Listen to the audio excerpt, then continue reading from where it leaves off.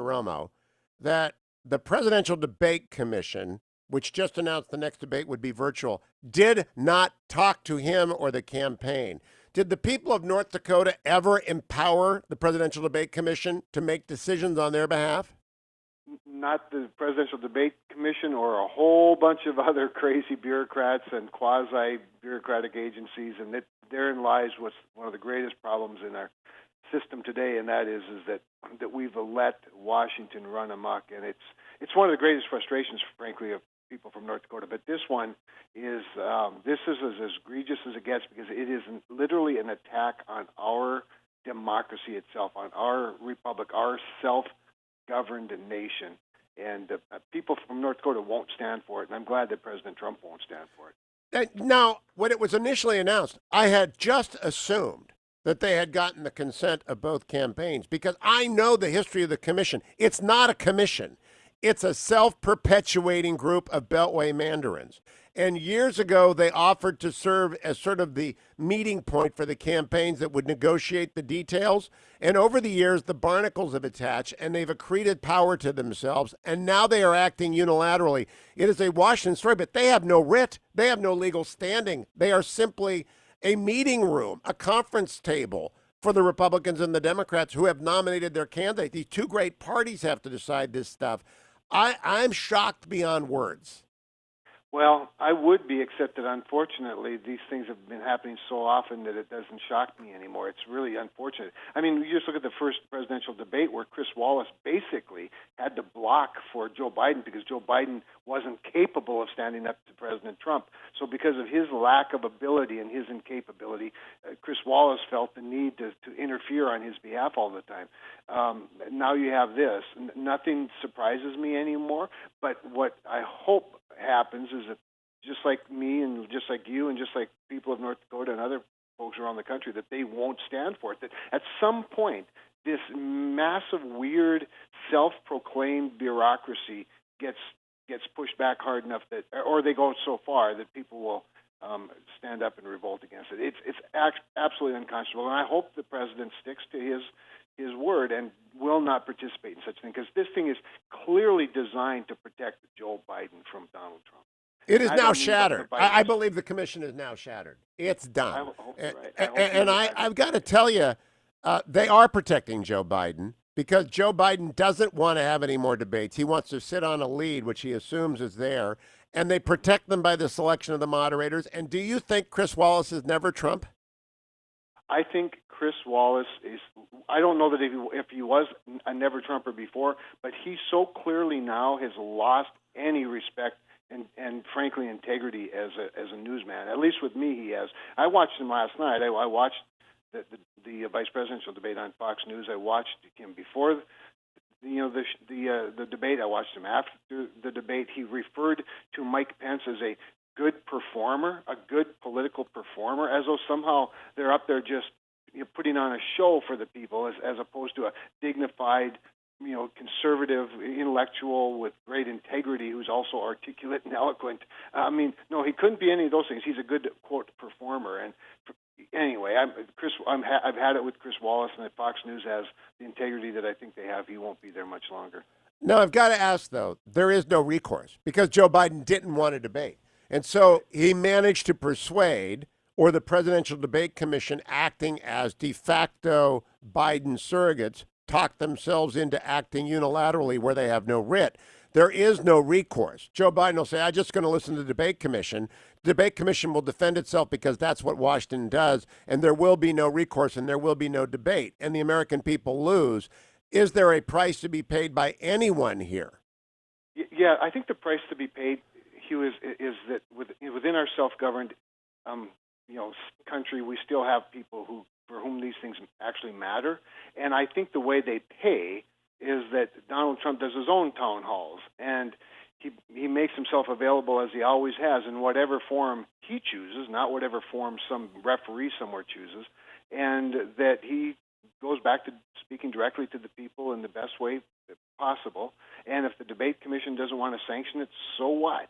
I'm not sure these debates are all that great anyway when you pick moderators who feel like they have to protect Joe Biden from the big, mean, Donald Trump. So the only recourse is for them to lose.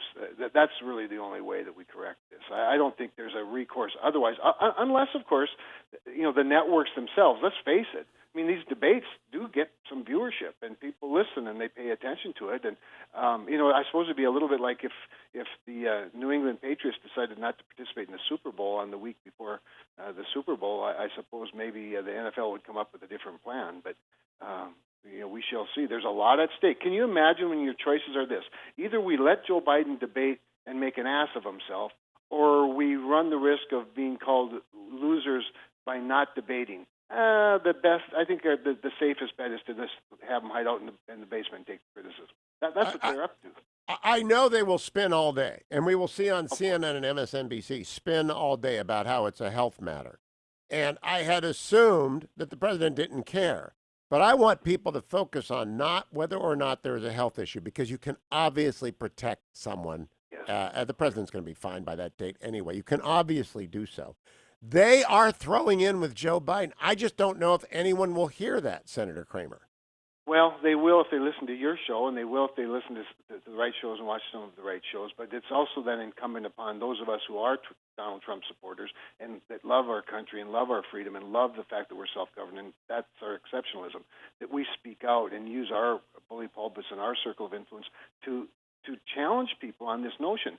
But what I fear, Hugh, is that because of this pandemic and because of the scaremongering that's gone on, I don't mean good, diligent advice or counsel or guidance. I'm talking about the intentional fear-mongering that's gone on, that people are frightened, and that they might be too frightened to even listen. And but again, that's why it's incumbent upon you, me, and a whole bunch of other people who love America and love freedom to get on the air and point these things out and just challenge people with basic questions like, does it not concern you that a former vice president who aspires to be the president of the United States wants to hide out in his basement rather than debate the current president in person with plexiglass or whatever other protections they need to put between them? Does it not concern you that a shadowy group of self-appointed, self-perpetuating Beltway grandees decided not to have a debate? And it just ought to shock people. Yeah, it ought to. Unfortunately, I don't know that we shock that easily anymore. I hate to be cavalier about it, but yeah, it is shocking because.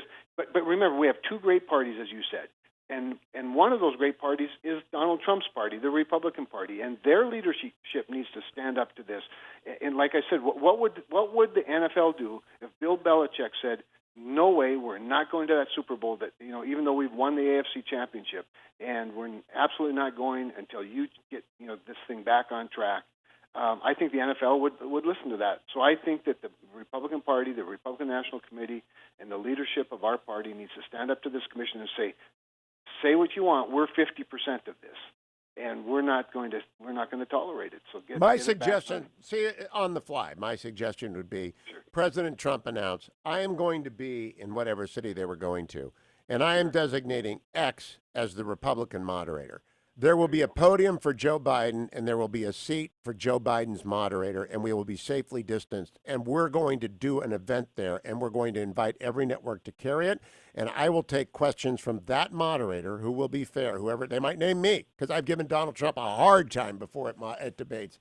I'm not Donald Trump's friend, and he always brings that up to everybody who ever brings it up. But I don't care who it is. They could name Maria Bartiromo. They could bring in anybody. I don't care. Donald Trump isn't afraid of anybody. He said, I'm going to bring a moderator. You name a moderator. You be there, Joe, or there's an empty chair. But I'm not. That's what I would do if I were the president. What do you make of that idea? I think that's a great idea. And by the way, it would be a lot like a debate with Joe Biden. I mean, like I said, but for Chris Wallace constantly interrupting Donald Trump in the first debate, and let's face it wasn't a great debate for Donald Trump. I mean, one of the errors he made was not letting Joe Biden talk more, because Joe Biden's his own worst enemy. But whether Joe Biden shows up or not, it's kind of the same outcome probably, and that Donald Trump would dominate. But yeah, I think that's a great idea. I think it sends a very strong message, and I think the symbolism of it couldn't be missed, by the general public. I'm sure a lot of the networks wouldn't cover it, and they would scoff at it. But I disagree. The money's too big. If Donald Trump went and Fox News covered it or C-SPAN covered it, the others would have to cover it, or they'd lose all the money. Well, there you go. There's nothing motivates them like that. Last question. Will, in your opinion, you've talked to the caucus, Amy Coney Barrett receive a vote of up or down by the entire Senate the week before the Senate leaves at the end of October? I see no reason why we're not still on track to do exactly that. As you know, they're talking about hybrid hearings. There have only been 125 of them, demanded, by the way, by Democrats.